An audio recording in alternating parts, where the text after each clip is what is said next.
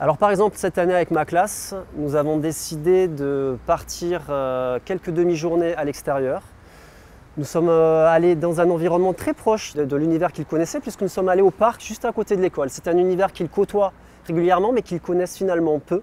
Je me suis rapproché d'une association paloise qui s'appelle l'association Lichen, et qui connaît très bien les essences des arbres qui sont implantés dans ce parc.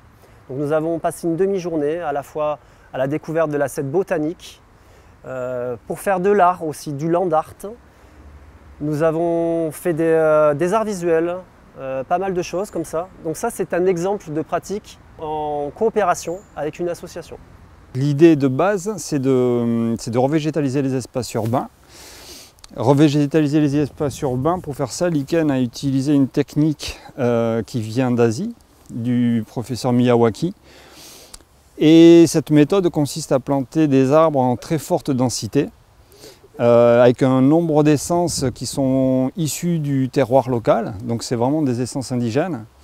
Et cette densité de plantation fait que les arbres sont en concurrence, donc ils vont aller chercher la lumière et grandir avec une certaine vitesse. Et au niveau racinaire, en fait, les arbres vont se souder entre eux, vont créer une forme d'entraide.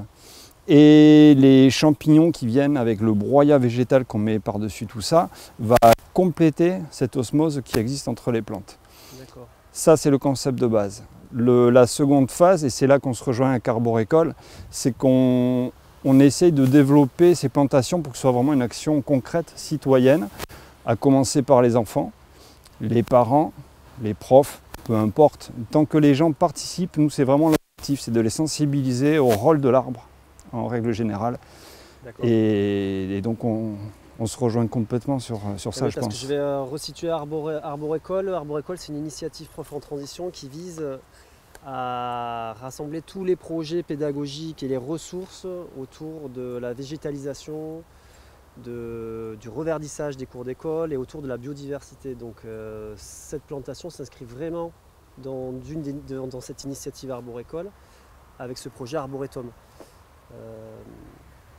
Ça, tu l'as réalisé seul ou avec des étudiants? Alors sur l'université, c'est un peu spécifique, on l'a étudié avec les étudiants, c'est-à-dire qu'on leur a proposé de comprendre comment on pouvait concevoir une plantation avec la méthode Miyawaki, jusqu'à ce qu'on plante en fait. L'unité étudiante a commencé un petit peu trop tard par rapport à cette plantation. Donc on leur a montré comment fonctionner. Par contre, on a une extension qui est prévue pour décembre cette année, où là, la prochaine UE va permettre aux étudiants vraiment de suivre le processus de A à Z. Donc aller jusqu'à la mise en action, à la plantation avec eux. Exactement. Et l'idée, c'est de faire cette plantation cette année, pas qu'avec les étudiants. C'est-à-dire qu'on aimerait bien faire venir des enfants pour planter. Donc il faut qu'on s'organise là-dessus. On va le faire en plusieurs phases en fait, qu'il y ait des enfants, qu'il y ait des étudiants. Et normalement, il y a une association qui s'appelle le réseau Éducation Pyrénées Vivantes, qui rassemble 70 structures tout au long des Pyrénées de façon transfrontalière, qui devrait venir le 2 décembre pour participer, pour compléter la plantation. Voilà. C'est un réseau qui est entièrement basé... Donc on est vraiment dans ce maillage local à la fois du milieu enseignant, du milieu éducatif et du milieu éducatif avec les associations et les acteurs de ce territoire. Exactement. Donc on est en train vraiment là de reconstituer finalement un écosystème de proximité à la fois comme source de développement de compétences et puis vraiment de mise en action avec la réalisation des plantations avec les élèves ou les étudiants. Et ça fait la grosse différence, c'est-à-dire qu'on peut enseigner des choses, on peut développer toute une pédagogie, mais là on finit vraiment par une action, c'est-à-dire qu'on passe de la théorie à la pratique, et c'est là que la connaissance s'ancre. Cette année, nous avons décidé avec ma classe également de construire, d'imaginer un jardin. Pour cela, on a en classe anticipé un petit peu, nous avons travaillé les différents types de jardins, les jardins en histoire, donc les jardins médiévaux, les jardins à la française, les jardins à l'anglaise, les différences. Nous avons également en géométrie réinvesti tous ces savoirs, donc sur le papier premièrement, sur du papier quadrillé, puis sur une feuille blanche, pour ensuite l'agrandir finalement en école du dehors, dans la cour de récréation. Donc un agrandissement en géométrie, c'est une compétence attendue dans les programmes qui a été réinvestie.